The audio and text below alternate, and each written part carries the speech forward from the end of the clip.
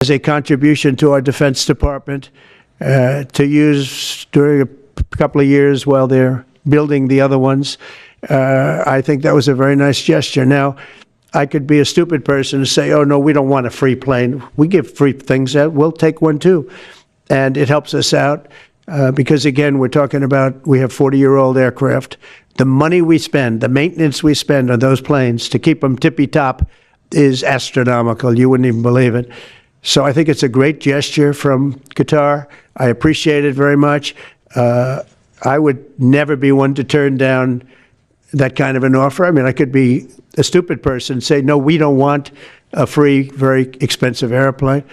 But I thought it was a great gesture. And I think it was a gesture because of the fact that we have helped and continue to, we will continue to, all of those countries, Saudi Arabia, UAE, Qatar, and others. We keep them safe. If it wasn't for us, they probably wouldn't exist right now. And I think this was just a gesture of good faith.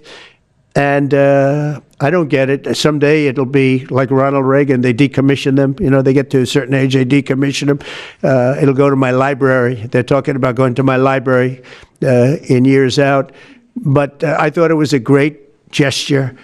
And it's something that was done by Ronald Reagan. They actually decommissioned the plane and he put it in his library. And it actually has made the library, I think, a Boeing 707.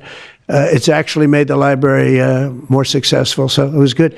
Do you plan to use the plane after you leave office? No, I don't. No, it would go directly to the library after I leave office. I wouldn't be using it. No. Mr. President, what do you say to people who view that luxury jet as a personal gift to you? Why not leave it behind? You're ABC fake news, right? Why not? Only ABC. Well, a few of you would. Let me tell you, you should be embarrassed asking that question. They're giving us a free jet.